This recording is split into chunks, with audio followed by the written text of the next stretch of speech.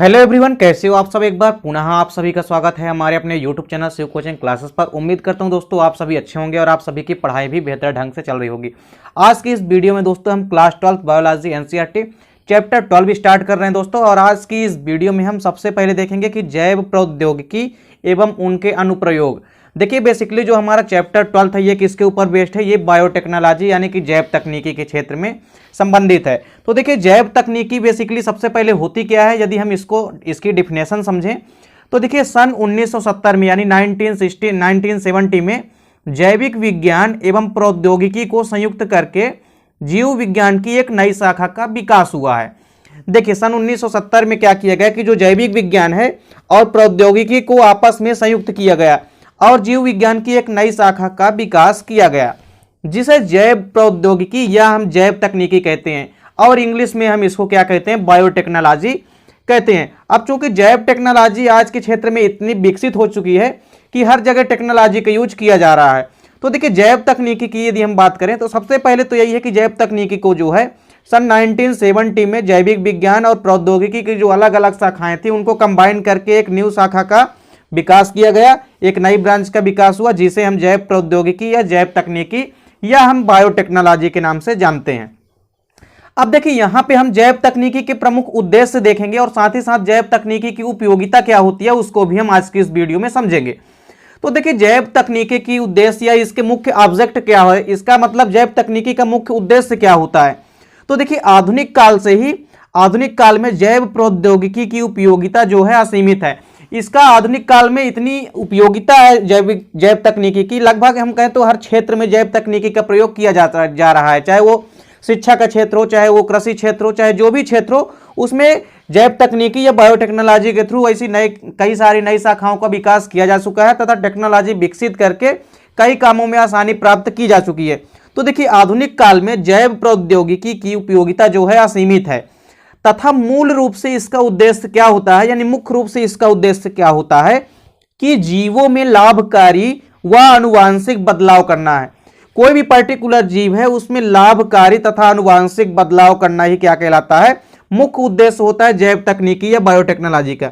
और देखिए जिसके फलस्वरूप चिकित्सा विज्ञान तथा कृषि विज्ञान एवं उद्योगों में क्रांतिकारी परिवर्तन आ सके। और मुख्य रूप से इसका उद्देश्य क्या होता है कि जीवों में लाभकारी आनुवांशिक बदलाव लाना, चाहे वो कृषि के क्षेत्र में हो, चाहे वो उद्योगों के क्षेत्र में हो, या वो चाहे किसी भी चिकित्सा के क्षेत्र में हो। इन क्षेत्रों में प्रमुख रूप से क्रांति लाना या परिवर्तन लाना ही जैव तकनीकी का प्रमुख ऑब्जेक्ट होता है, यानी मुख्य उद्देश्य होता है। चलिए अब यहां पर हम जैव तकनीकी की प्रमुख जो उपयोग होते हैं, यानी हम देखेंगे किन किन क्षेत्रों में जैव तकनीकी का उपयोग या प्रयोग किया जा रहा है। तो देखिए सबसे पहला है हमारे पास औषधि उद्योगों में।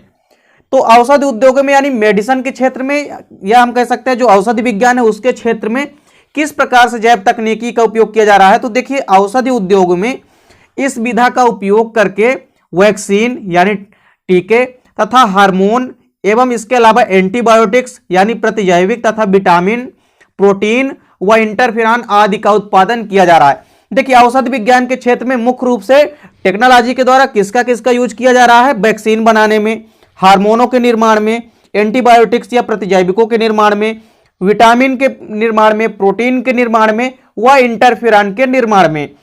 तो इस प्रकार से औषधि उद्योगों के क्षेत्र में जो बायोटेक्नोलॉजी है या जैव तकनीकी है इसका उपयोग करके vaccine, antibiotics, vitamin, protein, interferon आदि का उत्पादन किया जा रहा है व्यापक स्तर पर।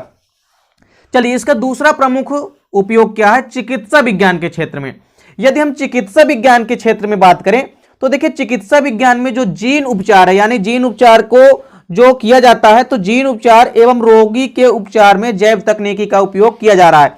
पर्टिकुलर रोगों के उपचार में तथा जीन से संबंधित कोई भी यदि रोग है उसके उपचार में इस बायोटेक्नोलॉजी का उपयोग जो है किया जा रहा है। क्योंकि टेक्नोलॉजी के माध्यम से ऐसे कई सारी मशीनें भी विकसित की जा चुकी है जिससे कई सारे चिकित्सा उपकरणों में यूज किया जाता है। तो इस प्रकार से चिकित्सा विज्ञान के क्षेत्र में भी व्यापक स्तर पर जैव तकनीकी या जैव प्रौद्योगिकी या बायोटेक्नोलॉजी का यूज किया जा रहा है। चलिए इसके बाद इसकी अगली उपयोगिता है खाद्य उत्पादन में। तो देखिए खाद्य उत्पादन में किस प्रकार से जैव तकनीकी या बायोटेक्नोलॉजी अपनी प्रमुख भूमिका निभाती है। देखिए जैव तकनीकी में क्या होता है, जो खाद्य उद्योग होते हैं जहां विभिन्न प्रकार के खाद्य से रिलेटेड सामग्रियां बनाई जाती है, जैसे कि चाहे वो डबल रोटी उद्योग हो या योगर्ट बनाने वाली फैक्ट्री हो या यीस्ट उद्योग हो तथा पनीर उद्योग हो इनमें, तथा साथ ही साथ वाटर मिल्क उद्योग हो, इन सभी के उत्पादन में मुख्य रूप से खाद्य उत्पादन में जैव तकनीकी या बायोटेक्नोलॉजी का यूज किया जा रहा है।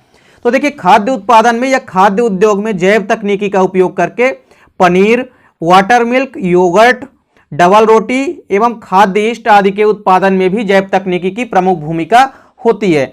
चलिए इसके बाद हम देखते हैं ऊर्जा के क्षेत्र में, यानी एनर्जी के क्षेत्र में, एनर्जी के एरिया में भी किस प्रकार से प्रमुख भूमिका निभा रहा है जैव तकनीकी।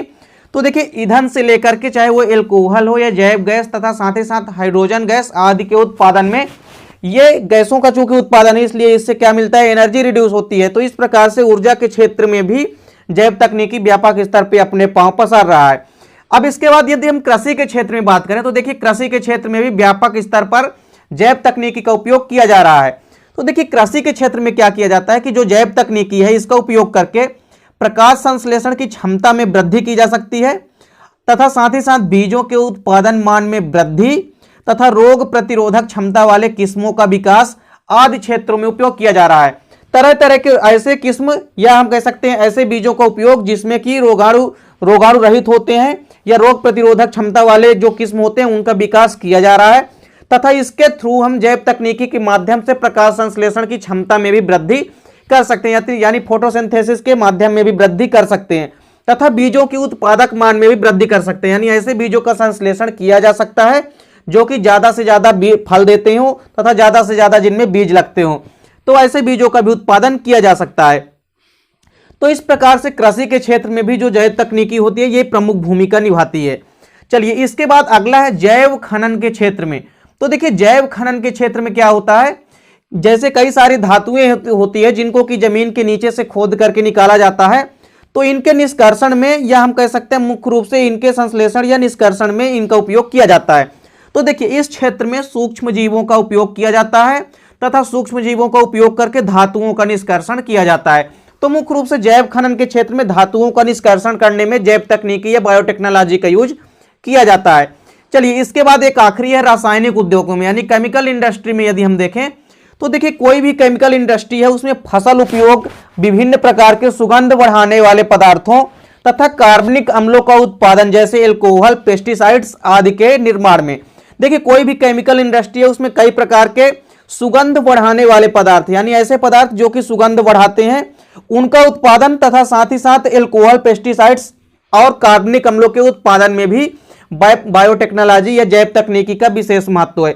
तो इस प्रकार से जैव तकनीकी जो होती है यह कई सारे अलग अलग क्षेत्रों में इसके व्यापक स्तर पर इसके कई सारे उपयोग हैं, जिससे कि कई सारे कामों में आसानी हो गई है और जैव तकनीकी के माध्यम से कई सारे और इसके अलावा कई सारे यूजेस हैं जिसमें कि जैव तकनीकी का उपयोग किया जाता है। तो इस प्रकार से दोस्तों उम्मीद करता हूं कि आज की इस वीडियो में हमने जो आपको बताया जैव तकनीकी क्या है, इसके उद्देश्य और इसके प्रमुख उपयोग कहां कहां पे हैं।